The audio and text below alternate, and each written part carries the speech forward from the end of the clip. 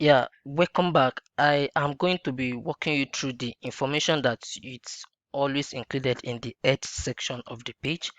And the first thing I want to let you know is that the current version of HTML is currently version 5. And in this, it's you must define something that we call the doc type. That means I told you that this particular file is a document, but it's just that the type of document that we're working with, it's a HTML document, and you need to define the document type so that the browser can easily understand it well. And that is done using you opening a tag and you have this doc type, and you define the type of document to be HTML. So in this case, you are telling the browser that okay, this is a document, but the type of document I'm working with is HTML.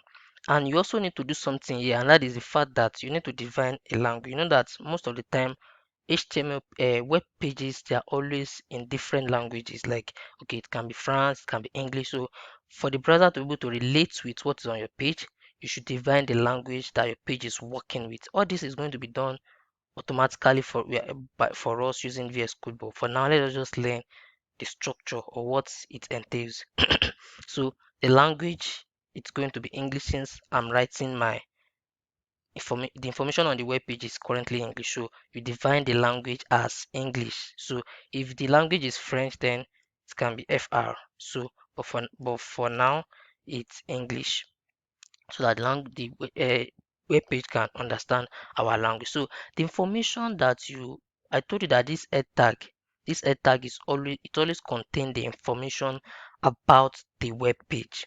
And now the information that is mostly included here is firstly the meta tags, the meta information. That is the information about the web page that is most of the time not for the user to understand, but for the search engine to understand and for the browser to understand. And the first one, so it's melter information, which is a self-closing tag. It's just that the definition of that melter information is now comes as a property, and that is the first one is character set. That means what type of character are you going to be using on your web page? And the most popular one, or the one that is currently used, is the UTF. UTF-8 is the current character test that we use for our web page, and I told you it's not for the user, it's just for the browser. And the second meta tag or meta information that I want to so anytime, I said, for example, if you have something like this, okay, let me this is this, for example, the title. Look at the title. It has an opening tag and a closing tag, because you need to pass something in between the opening tag and closing tag. But for this meta information, there's no need to pass anything in between the closing tag and opening tag. So we call this type of tag a self-closing tag. So it does not have opening tag, it does not have closing tag. It's a self-closing tag. All you just need to do is just define the property of that self-closing tag. We are going to be seeing some other examples of self-closing tags as we move on with the tutorial. But now let's continue with the meta tag. So this is a self-closing tag that you need to close like this.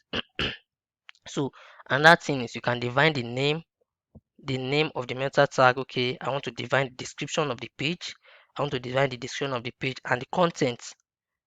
This is the, let's call it title. The key is description, and the value is what you want to put here. So I want to put description to this page, and let me just say HTML tutorial. So let me just give this the description of your page so that the search engine can understand. That's why you see some sites ranking high on Google while some ranking low.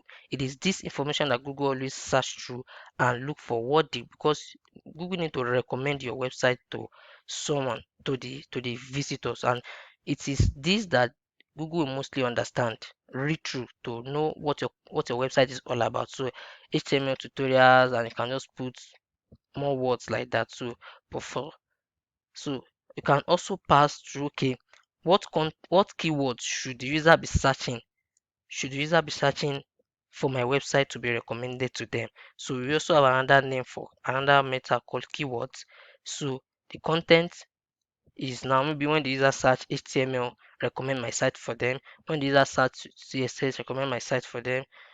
When the user search for okay, maybe the user search for tutorial, I want them to see my site. tutorial, I want them to see my site, and so on and so forth. And remember to close the tag. Now we also have another thing, that's another method information. It can be anything. So let's say I want to define the name. I want to define the name of the developer of this particular website. So you can just put your name here. You can just put your own name, or you can put your name. So there. So another thing that we can define using this melter is our viewports. Our viewports, and that is if this is very very important. All these ones you can decide to put it, you can decide not to put it, depending on your choice, or if you want your site to rank where. But these viewports, if you want your website to be responsive, it is not it is a necessity for you to put it. It's a necessity, because if you don't put it, your website will be the same even on mobile. It will take the shape of, to take the size of a desktop view. So it's always nice so that your website can take the form or the shape or the size of the device. Then it's important for you to put this melter information called viewports. And the content is going to be the width is going to be device, the width is going to be device width, and the initial size. I want it to take the size of the initial scale. So I would like it to take the size of the screen.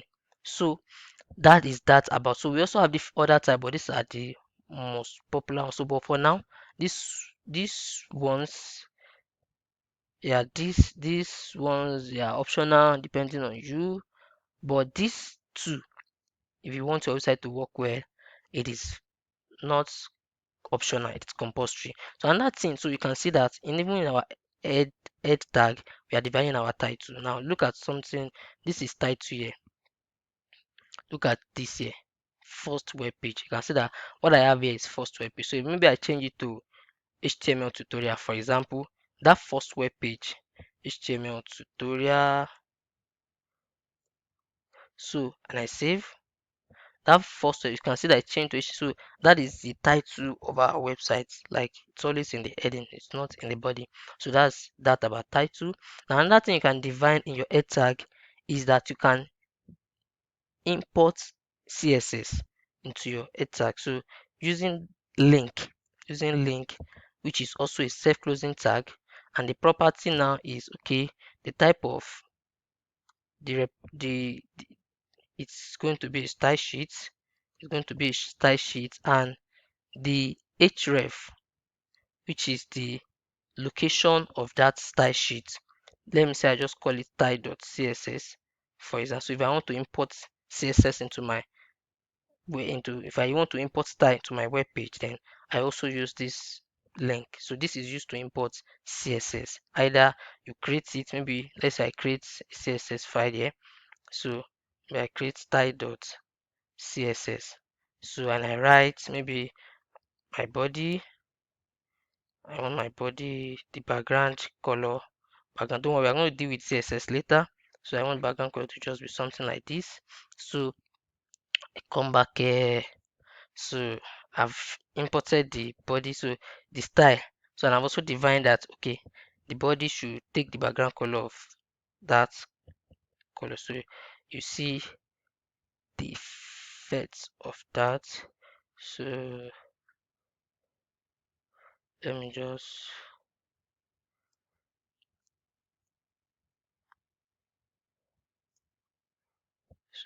just put this here. You can see that in action. So let me say okay, I want the text to be white. So I'll just say color. Don't worry, we are still going to learn CSS color, and I save. So you can see now that the color is white. So that means I can import CSS or styles into my HTML page using this head tag. You can also import scripts, but it's always advisable that if you want to import JavaScript, maybe you want animation on your web page, it's always advisable that you do it before the closing tag of your body, and that's where you can say okay, script, and you can have it as source, I can, okay, this is where my script is, but for now I'm not defining script. So you can also define your JavaScript here. Okay, the source is maybe script, just assume it exists, script.js. So maybe you want to write animation and so on and so forth. So that is the most popular or most common information that you put in the head tag.